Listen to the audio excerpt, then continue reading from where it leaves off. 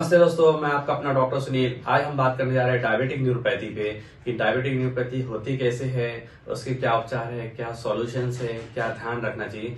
इसके पहले हम डायबिटीज पे थोड़ी सी बात कर लेते हैं कि डायबिटीज होता क्या है। डायबिटीज एक मेटाबॉलिक डिसऑर्डर है जिसके तहत इंसुलिन प्रॉपर वर्क नहीं करता या इंसुलिन बनना कम हो जाता है या इंसुलिन बनना बंद हो जाता है, जिसके परिणाम स्वरूप जो हम कार्बोहाइड्रेट डाइट्स लेते हैं, ग्लूकोज लेते हैं, वो पूरी तरीके से जो है मेटाबोलाइज नहीं हो पाता, डिस्ट्रक्ट नहीं हो पाता, जिसकी वजह से ब्लड में ग्लूकोज की मात्रा बढ़ने लगती है और ब्लड में लगातार बढ़ने की वजह से वो ब्लड शुगर लेवल जो है हाई जाता है। जो अपना नॉर्मल रेंज होना चाहिए, जैसे खाली पेट की अगर बात करें 70 से 110, तो वो उससे भी ऊपर जाती है 120, 150, 200, 250, या खाना खाने के बाद जो 2 घंटे बाद हम चेक करते हैं जिसको हम पोस्टप्रांडल बोलते हैं, वो अगर हमारी 160 से ऊपर निरंतर जाती है तो इसे हम डायबिटिक कंडीशंस या डायबिटिक अवस्था या डायबिटीज की बीमारी समझते हैं। और इसको प्रारूप रूप से देखने के लिए 3 महीने का टेस्ट भी होता है जिसको HbA1c बोलते हैं, जिससे कंफर्म हो जाता है कि पिछले 3 महीने में ग्लूकोज की मात्रा कैसे रही है, जिसके परिणाम स्वरूप हमें और क्या करना चाहिए। हमें दवाई चेंज तो नहीं करनी है या कोई ऐसा तो खतरा नहीं है कि ज्यादा डेंजरस हाई लेवल पे शुगर बढ़ रही है। ये सब 3 महीने की एवरेज से पता चल जाता है। तो चलिए हम दोस्तों बात करते हैं डायबिटिक न्यूरोपैथी पे। तो डायबिटिक न्यूरोपैथी जो है एक प्रकार से साइलेंट किलर कंडीशन है जो कि हाई ब्लड शुगर की वजह से या लॉन्ग स्टैंडिंग ब्लड शुगर की वजह से होती है। तो डायबिटिक न्यूरोपैथी मेनली मुख्यतः 3 तरीके से होती है: sensory diabetic neuropathy, peripheral diabetic neuropathy और थर्ड है ऑटोनोमस डायबिटिक न्यूरोपैथी। तो हम जानते हैं सेंसरी डायबिटिक न्यूरोपैथी में होता क्या है।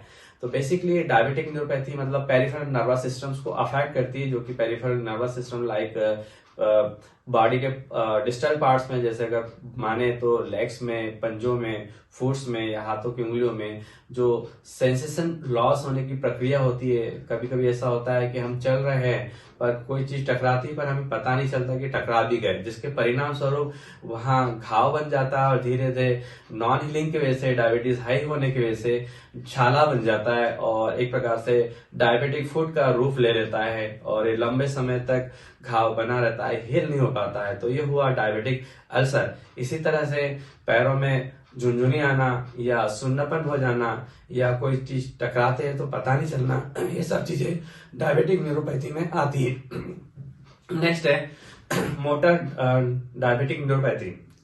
इसमें होता क्या है? मोटर डायबिटिक न्यूरोपैथी में जैसे कि मोमेंट लॉस होने लगता है।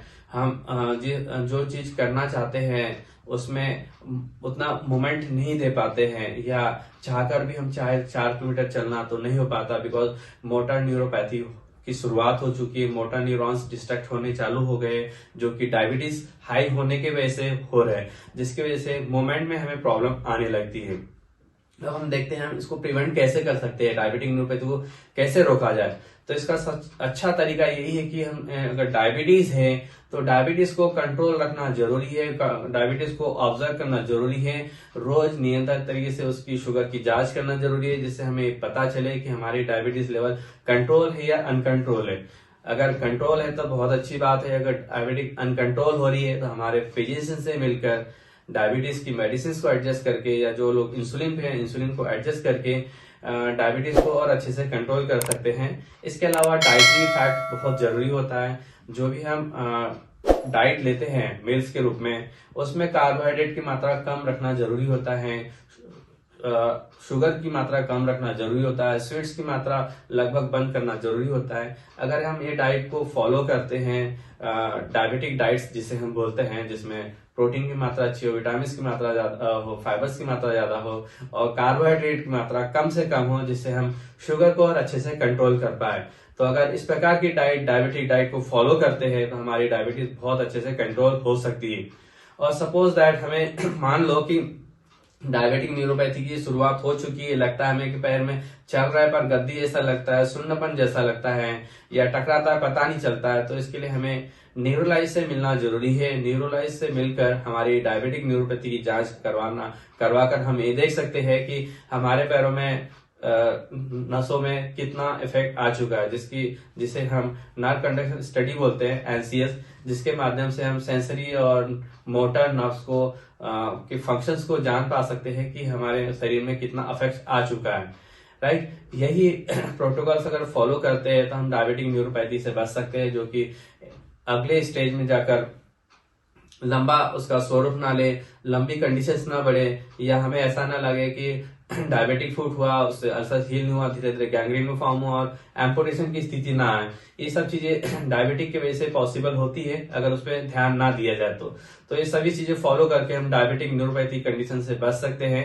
और इसके उपाय के लिए हम एक चीज और कर सकते हैं, प्रायोगिक रूप से या नियमित रूप से 15 से 20 मिनट हमें एक्सरसाइज करनी चाहिए, जिससे पेरिफेरल सिस्टम में ब्लड सर्कुलेशन की मात्रा अच्छी हो, नर्व कंडक्शन वेलोसिटी इंप्रूव हो, जिससे पेरिफेरल रीजन तक नर्व में जो है इलेक्ट्रिसिटी, जिसको हम इलेक्ट्रो कंडक्शन मेथड बोलते हैं, वो भी इंप्रूव होगा, तो हमारे को सेंसरी न्यूरोपैथी होने के चांसेस कम होंगे। धन्यवाद।